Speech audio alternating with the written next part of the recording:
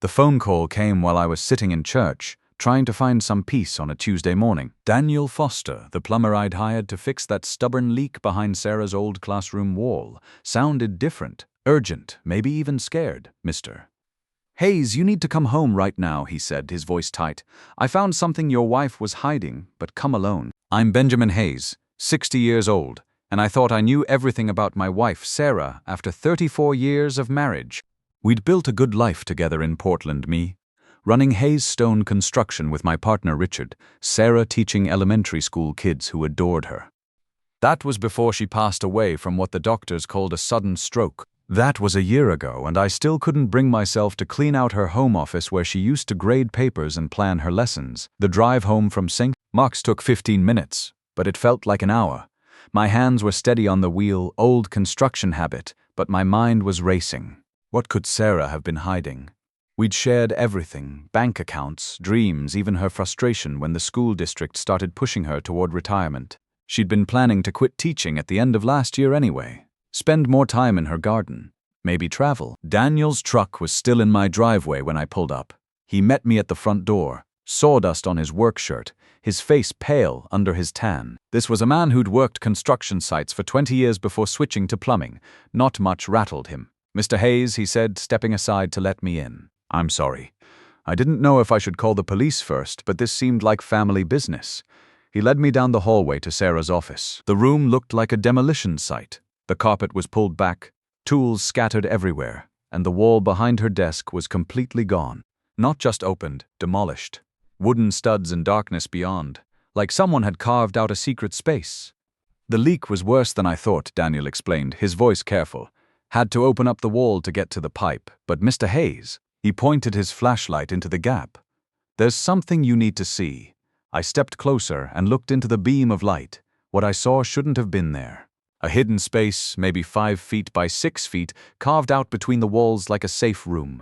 And in the back corner, built into the wall like it belonged there, was a small metal safe with a digital lock. "I didn't touch anything after I saw it," Daniel said quickly. "But look at this." He shined the light down at the floor of the hidden space.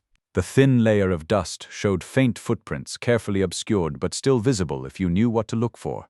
Someone else had been in here recently. My hands were shaking as I approached the safe. It had a digital lock, 4 numbers. I tried our anniversary date first, 0645, June 15th, 1988. The lock clicked open. Inside were 3 things that would change everything I thought I knew about my wife's death. A USB drive, Sarah's personal journal, the one she'd always kept private, claiming it was just teacher notes, and a stack of manila folders with names written in her careful handwriting. Names I recognized. David Hayes, my son, Victoria Hayes, his wife.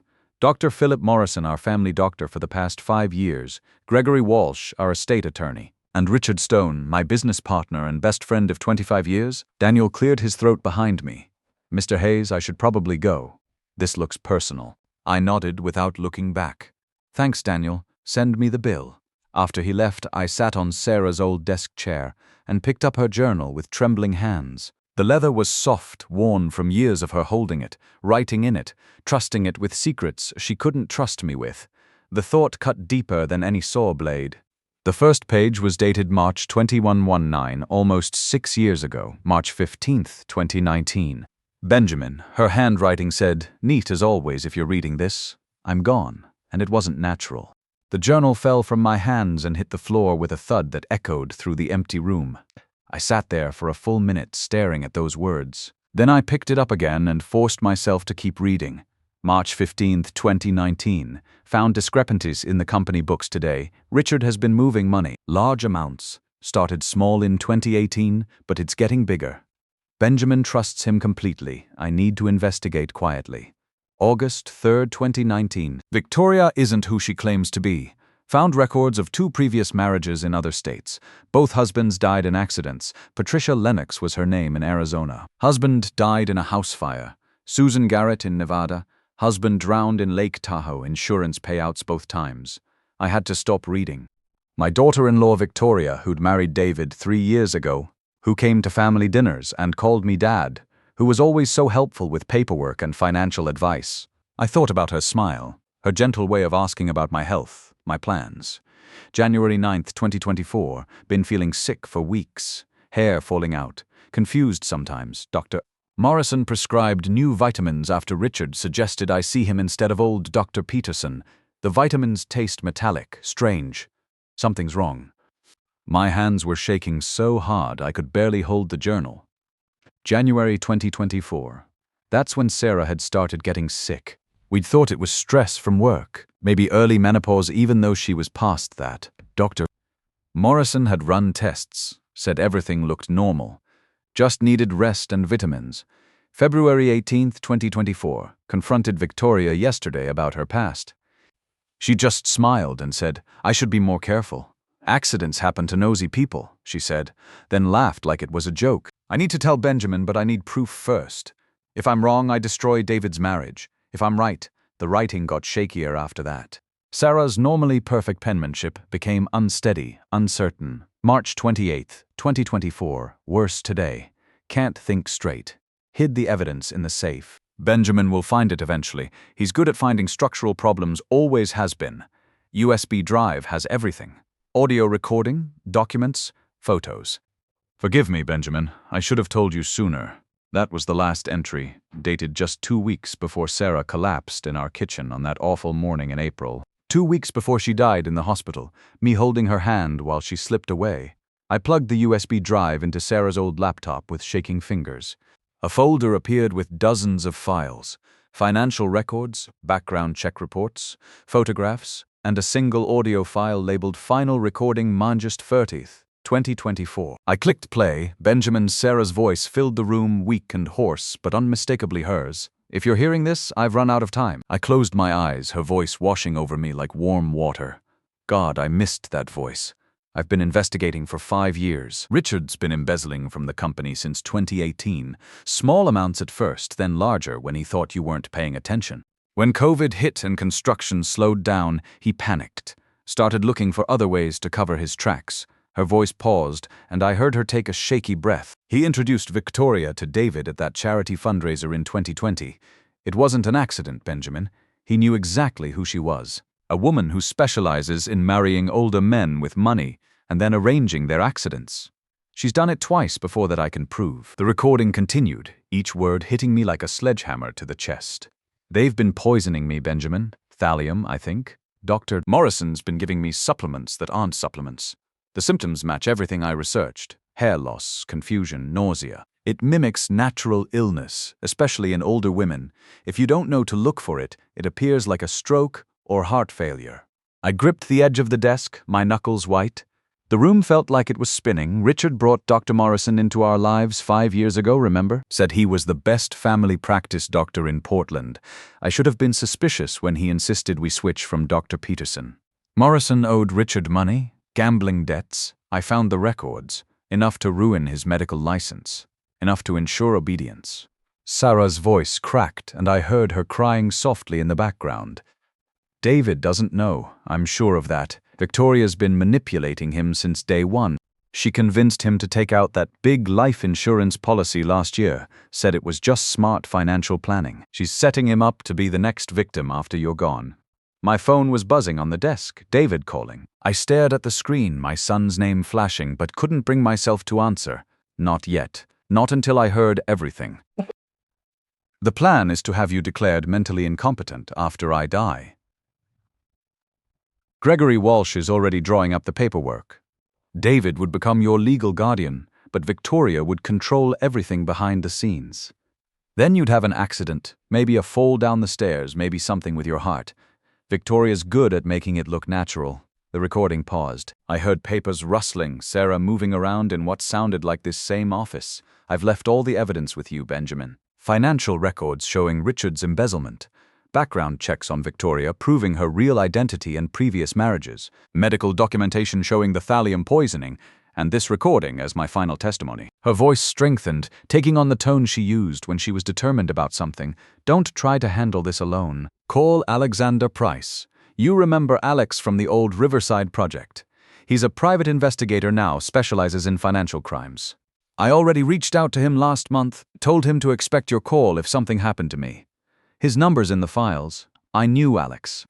Good man, former Portland PD detective who'd gone private after an injury. We'd worked together on a housing development in 2015 when some contractor was cutting corners on foundation work. Alex had been thorough, professional, honest. And Benjamin, Sarah's voice softened. I'm sorry I couldn't tell you face to face. I wanted to protect you for as long as possible. Every day I didn't tell you was another day we could be happy together before this nightmare consumed everything. The recording ended with a soft click. I sat in the silence, staring at the laptop screen, trying to process what I'd just heard. My wife of 34 years had spent the last 6 months of her life being slowly murdered, while building a case to protect me from the same fate. And I'd been completely oblivious. I opened the files on the USB drive one by one. Sarah had been thorough, methodical. Bank statements showing transfers from Hayes Stone Construction to offshore accounts. Background check reports on Victoria revealing her real name. Patricia Lennox, born 1989 in Phoenix, married Michael Garrett in 2018. He died in a house fire 6 months later. Married Stephen Collins in 2020, drowned in Lake Tahoe 8 months after the wedding. Each time, substantial life insurance payouts. Each time, Victoria disappeared and reinvented herself. The medical files made my stomach turn. Hair samples Sarah had saved and had secretly tested by an independent lab. Positive for thallium. Photos she'd taken of the vitamin bottles Dr. Morrison prescribed alongside research articles about thallium poisoning symptoms. She'd been documenting her own murder. The financial records were damning. Richard had started small in 2018, minus a few thousand here and there from project accounts. By 2020, when COVID hit the construction industry hard, he was moving tens of thousands. By 2023, he'd embezzled over $800,000 from the company. Money that should have funded our retirement, gone to pay his gambling debts and fund this elaborate revenge scheme. My phone buzzed again. This time it was Richard calling. I let it go to voicemail, then listened to his message. Hey Ben, tried calling earlier. David mentioned you seemed a little confused when he talked to you yesterday. Nothing serious, I hope. Listen, I was thinking maybe we should all get together this weekend. You, me, David, and Victoria. Go over some of the company finances, make sure everything's clear in your mind. You know how these things can get complicated after. Well, after losing Sarah. Call me back. The concern in his voice sounded genuine. If I didn't know better, I'd think he was just a worried friend checking on a grieving widower. But now I heard it differently, the subtle suggestion that I was confused, setting up the narrative for the competency hearing that was probably already in motion. I picked up one of the manila folders Sarah had left me. Gregory Walsh, our estate attorney. Inside were copies of legal documents I'd never seen before. A petition for determination of incapacity. Medical assessments claiming I was suffering from early-stage dementia. All of it backdated. All of it signed with my forged signature. They weren't just planning to kill me, they were building a legal framework to take everything first. Make me a ghost in my own life before they made me actually dead. I called Alex Price. He answered on the second ring. Alex, this is Ben Hayes, I need your help. Sarah said you'd be expecting my call, Ben. His voice was immediately serious. Sarah reached out to me 6 months ago. Said if something happened to her I should help you with a situation. I've been waiting. What did you find? Evidence that my wife was murdered, and evidence that I'm next. Silence on the other end for a moment. Then, I'll be right over. Don't talk to anyone else until I get there, and Ben, lock your doors. I hung up and walked through the house, checking every window, every door. The place I'd felt safe for 20 years now felt like enemy territory. Every shadow could hide a threat. Every creak of the old floorboards made me jump. Outside, a car drove slowly past my house. Too slowly. I watched from behind the curtain as it circled the block twice before disappearing. Maybe paranoia, maybe surveillance. With everything I'd learned in the past 2 hours, I couldn't tell the difference anymore. The foundation of my life had just cracked straight down the middle, and I was still trying to figure out how much of the structure could be saved. Alex arrived 30 minutes later, carrying a briefcase and a serious expression. He'd aged since I'd seen him last, more gray in his hair, lines around his eyes, but he still moved like a cop. Alert, cautious, always watching. Show me everything, he said after I let him in. We spent the next 3 hours in Sarah's office, going through every document, every photo, every piece of evidence she'd assembled. Alex worked methodically, taking notes, photographing key documents with a professional camera, organizing everything into what he called an investigative timeline. Your wife was good at this, he said, reviewing the bank records. Really good. She documented everything like she knew it would end up in court. She was always thorough, I said. Drove me crazy sometimes how she'd triple-check everything, but I guess that's what saved my life. Alex pulled out a magnifying glass and examined the forged signatures on the legal documents. These are professional quality forgeries. Whoever did this had practice. Probably the same person who's been signing checks with your name for the past year. He showed me bank statements I'd never seen before. Checks written on our joint account, signed with my name for amounts ranging from $5,000 to $15,000. All of them made out to cash, all of them deposited at different branches around Portland. They've been setting you up as someone with memory problems, Alex explained. Small thefts at first, just enough to establish a pattern. Then when you forgot about the larger amounts, it would look like cognitive decline. The scope of it was staggering. They'd been planning this for years, building a foundation of evidence that would make me look incompetent and forgetful. Every doctor's visit with Morrison, every legal consultation with Walsh, every friendly conversation with Richard, all of it had been designed to document my supposed decline. We need to move fast, Alex said, closing his notebook. They're obviously suspicious about something, or they wouldn't be calling you today. My guess is they have surveillance on the house, and they know the plumber was here. As if on cue, my landline rang. The caller ID showed David's number. Should I answer? I asked. Alex nodded.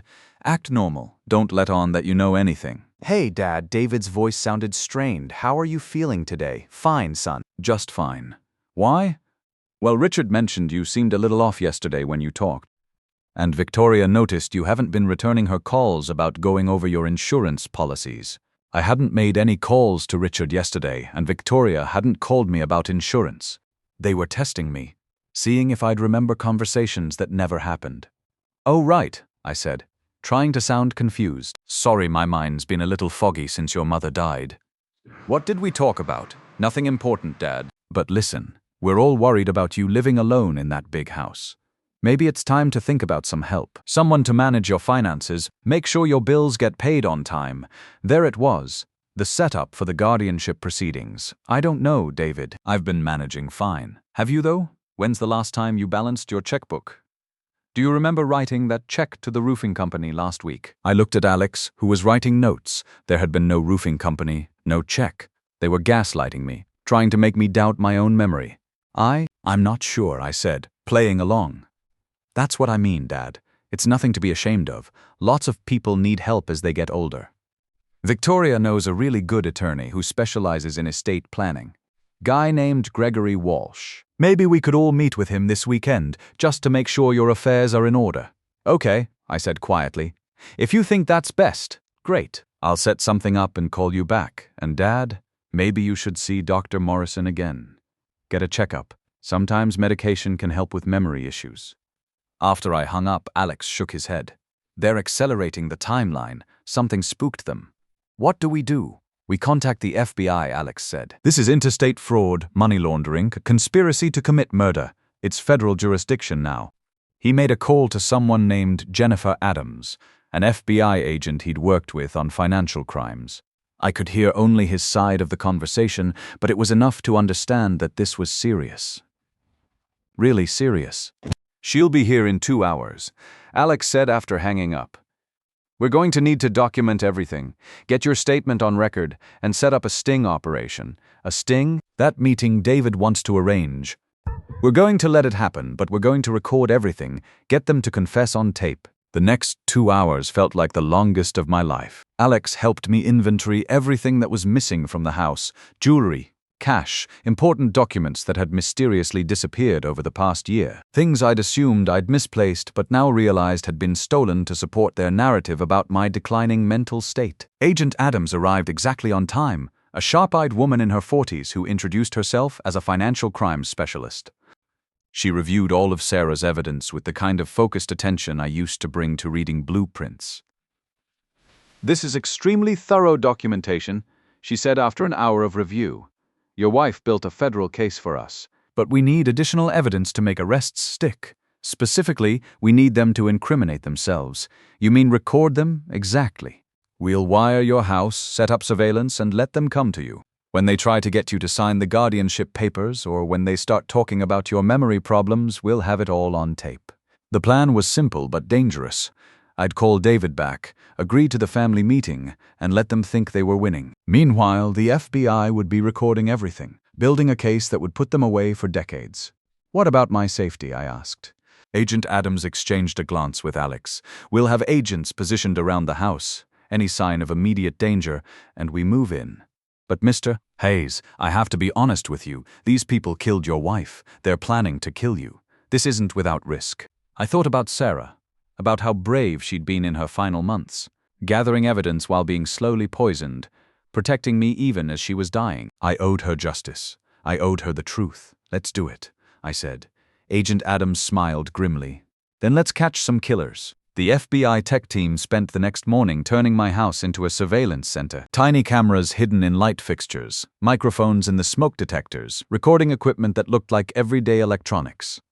Agent Adams showed me a panic button disguised as a TV remote.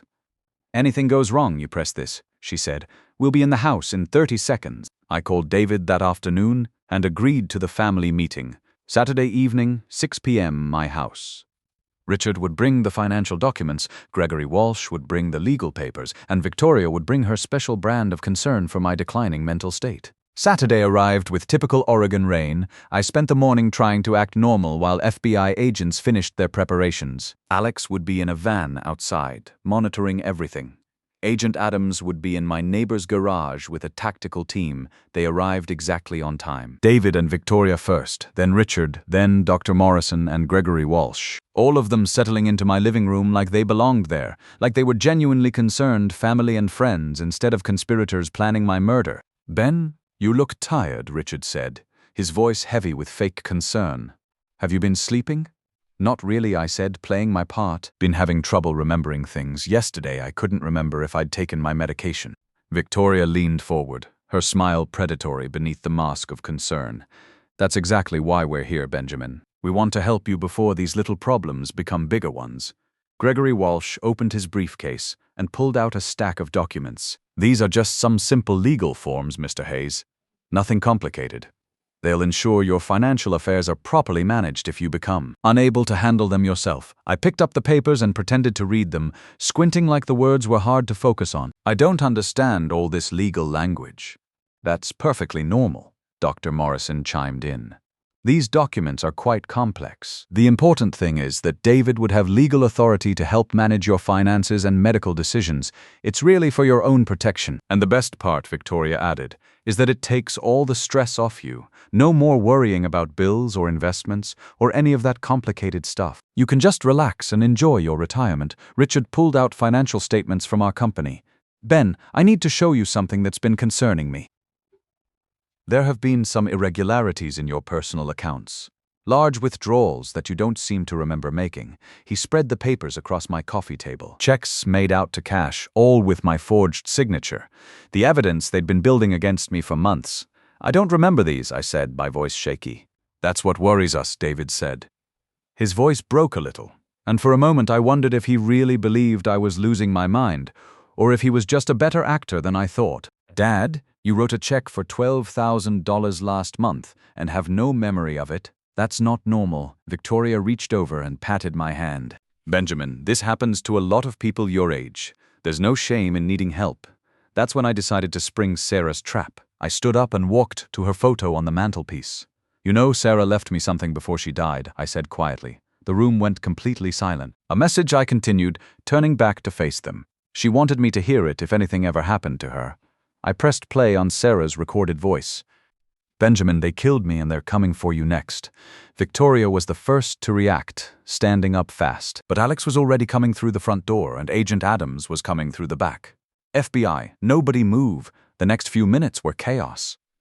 Richard tried to run and got tackled in my hallway. Dr. Morrison collapsed into his chair, hyperventilating. Gregory Walsh actually tried to eat some of his documents before an agent stopped him. Victoria never said a word.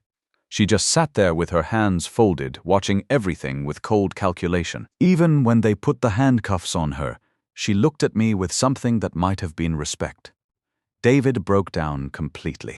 Dad, I swear I didn't know about Mom. I thought she really had a stroke. They told me you were just getting forgetful, that the guardianship was to protect you. I looked at my son. This man I'd raised, taught to use tools, helped with homework, walked down the aisle at his wedding, and I didn't know what to believe anymore. The trials took place over the next 8 months. Richard got 15 years for embezzlement and conspiracy to commit murder. Victoria got life without parole for 3 counts of first-degree murder across 3 states. Dr. Morrison got 12 years for his role in Sarah's poisoning. Gregory Walsh got 10 years for fraud and conspiracy. David got 5 years with the possibility of parole in 3.